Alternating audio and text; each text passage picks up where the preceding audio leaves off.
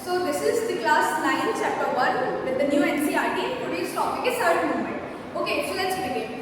So our topic is earth movement कि earth movement कैसे करती है. तो मेनली इसके दो टाइप होते हैं. एक होता है एंडोजेनिक, एक होता है एक्सोजेनिक फोर्स. अब ये दो तरीके के फोर्स हैं जो कि लगते हैं. एंडोजेनिक नाम से समझ में आ रहा है कि कुछ एंडो मतलब अंदर से कुछ फोर्स लग रहा होगा और एक्सोजेनिक होता है मतलब बाहर से कोई फोर्स लग रहा होगा. जैसे कि एंडोजेनिक फोर्स में कुछ चीज अंदर से हो रही है, अंदर ऐसे कि अर्थ के अंदर से कुछ चीजें हो रही है, राइट. और एक्सोजेनिक फोर्स मतलब होता है कि बाहर की कोई एजेंट उस चीज को अफेक्ट कर रहा है. Okay, so let's start deeply in endogenic. Okay, so what is this endogenic? जैसे मैंने बोला कि अंदर से कुछ चीज हो रही है, अर्थ मूवमेंट कर रही है अंदर से. इसके लिए दो टाइप होते हैं या फिर दो फोर्स होते हैं. एक होता है कैस्ट्रोफिज्म, दूसरा होता है डायस्ट्रोफिज्म. अब कैस्ट्रोफिज्म और डायस्ट्रोफिज्म क्या होता है?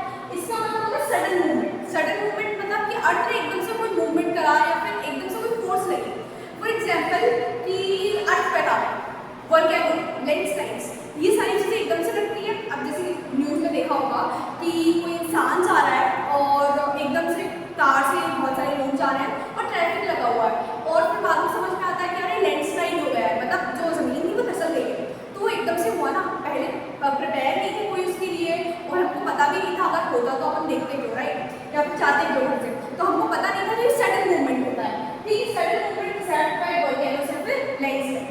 अब हम पढ़ते हैं स्लो मूवमेंट के बारे में. कुछ सारी चीजें स्लो भी होती है कि अर्थ कुछ स्लो मूवमेंट कर रहे हैं, जैसे कि माउंटेन्स या फिर अराबियन हिल्स या फिर छोटा नागपुर प्लेट्यू. ये सारी कल की बात है क्या कि कल की तो बातें कल ही बन गए होंगे या फिर परसों की बात होगी या फिर 3 महीने की बात होगी. बिल्कुल ये लोगों को बिलियंस ऑफ ईयर्स लगे इस चीज को फॉर्म करने में. जैसे कि माउंटेन्स या प्लेट्यूज, ये बहुत स्लो प्रोसेस है. ठीक है, हो सकता है कि मैं मेरे जीवन काल में एक कोई माउंटेन पूरा बनते हुए देखी ना. ठीक है, क्योंकि वो इतनी ज़्यादा स्लो प्रोसेस है, उनको बहुत सारे लोग लग जाते हैं. कि कभी किसी से सुना है कि अरे यार मेरे दादाजी ने तो माउंटेन जब वो बन रहा था जब देखा और वो खत्म, वो बनते बनते पूरा हो गया. मतलब ऐसी बातें नहीं सुनी होगी. बस एलेवेंट से बातें हैं कि अरे मेरे दादाजी ने माउंटेन बनते हुए देखा है, फिर मेरे नाना जी ने प्लेटू बनते हुए देखा है. Not of course. ठीक है, तो ये सारी चीज़ें होती है. अब हम पढ़ते हैं इस चीज़ का सेकेंड पार्ट जो कि है एक्सोजेनिक फोर्स. एक्सोजेनिक फोर्स मतलब ये तो सारी चीज़ें अर्थ के अंदर से हो रही है पर कुछ कुछ एजेंट जो कि बाहर से अफेक्ट करते हैं. For example weathering and erosion and deposition. तो वेदरिंग पढ़ते हैं.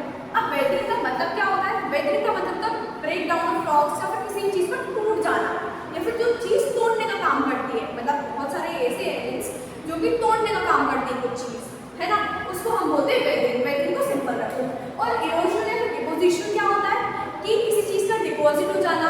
सॉइल इरोजन हम लोगों ने पढ़ा होगा, ठीक है, रिलेट कर पा रहे होगा, उस तरीके से होता है. अब इन दोनों में एक मेन डिफरेंस समझ लो कि वेदरिंग का मतलब होता है, सोचो कि ये पत्थर है, ठीक है, ये पत्थर टूट गया, कोई प्लेट्यू में टूट गया या कोई लैंड में टूट गया, कहीं पर भी ये पत्थर टूट गया, है ना, वो एक जगह पर है, उसको बोलेंगे हम वेदरिंग.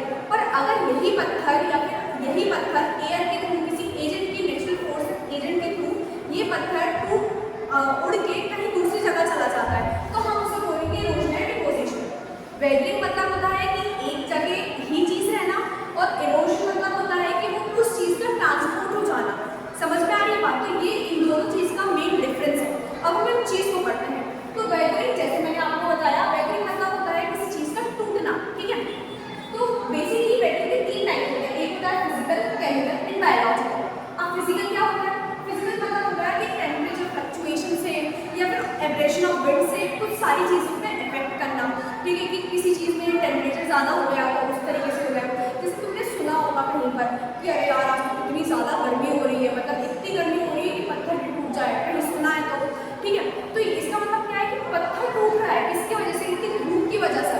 तो ऐसा होता है कि पत्थर का टूटना धूप की वजह से. तो टेम्परेचर फ्लक्चुएशन के कारण कुछ चेंजेस हो रहे हैं, उसको बोलेंगे हम फिजिकल वेदरिंग. दूसरा होता है केमिकल वेदरिंग. अब केमिकल वेदरिंग क्या है? किसी भी चीज़ में H2O का मिलना. ठीक है, कोई भी चीज़ में अगर हम पानी मिला देते हैं, जैसे कि चूना पत्थर या फिर लाइमस्टोन सुना होगा, तो उसमें पानी तो मिला दो तो सॉल्युबल हो जाता है. और भी बहुत सारी चीज़ें कि किसी चीज़ में अगर पानी का मिक्स करो तो कुछ रिएक्शन फॉर्म करती है, उस चीज़ को हम बोलेंगे केमिकल वेदरिंग. फिर थर्ड आता है बायोलॉजिकल वेदरिंग. अब बायोलॉजिकल वेदरिंग कैसा होता है? चलो देखिए, हमने इतना तो समझ लिया कि फिजिकल वेदरिंग कैसा होता है कि चलो कोई पत्थर टूट गया, ज़्यादा थी. हम लोगों ने केमिकल वेदरिंग भी समझ लिया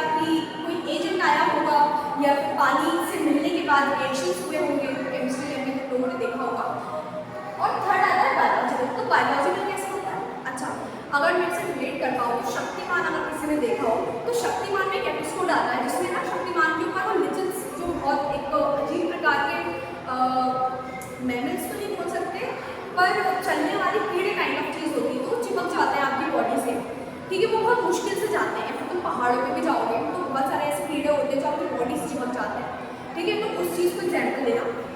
अब वो जो लिजेंड्स होते हैं वो ऐसा बोलते हैं कि नमक से जाते हैं वो, मतलब आपकी ना पूरी बॉडी का वो खून चूस लेते हैं, ऐसे इस तरीके की भी बहुत सारी चीज़ें होती हैं। तो ठीक उसी तरीके से बायोलॉजिकल वेरिएबल लिजेंड्स होते हैं जिसमें क्या होता है वो ऑर्गेनिक एसिड रिलीज करते हैं आपके आप में से, जिसकी वजह से क्या होता है वो रॉक को, जैसे कि मैंने तुम्हें बोला एक कोई भी एनिमल तो नहीं पर एक कोई भी चलने वाला ऐसी चीज़ जैसे लिजेंड, आई गेस वो लिजेंड ही है, आपके बॉडी में चिपक गया है ना, उसके बाद आपका खून चूस रहा है, मतलब कहीं ना कहीं आपकी बॉडी को वीक कर रहा है। उसी तरीके से लिजेंड्स क्या करते हैं ऑर्गेनिक एसिड निकालते हैं, और अगर वो किसी पत्थर पे चिपक गए, ठीक है, जैसे ये वाली पत्थर पे, सॉरी हाँ ये पत्थर इतना, ठीक है ये पत्थर का, तो इस पे चिपक गए तो वो क्या करेंगे खोखला कर देंगे अंदर से, खोखला करने के बाद क्या होगा ये जो रॉक वो बहुत ज़्यादा वीक बन जाएगा, है ना, इतना भी बन जाएगा, बहुत ज़्यादा वीक बन जाएगा। चलो ये समझ में आ गया। अब आते हैं इरोजनल डिपोजिशनल, जैसे कि गोदावरी नदी है, कृष्णा नदी है, कावेरी है, तो ये ईस्ट टू वेस्ट चलती है, जैसे ऐसे ऐसे ऐसे चला, ठीक है। तो डिपोजिशन हो जाता है किसी चीज़ का, है ना, सेडिमेंट्स भी सुना होगा, तो इसी तरीके से इरोजन और डिपोजिशन होते हैं। तो किसी रिवर, विंड या सी वेव्स या ग्लेशियर्स के कारण उस चीज़ का होना, ग्लेशियर पिघलना, ये सारी चीज़ें। तो आज की क्लास में हमने जाना अर्थ मूवमेंट क्या होता है, हमने दो तरीके देखे, एक होता है एंडोजेनिक, एक होता है एक्सोजेनिक, इसकी भी फर्दर टाइप्स देंगे। So that's it for the class, thank you.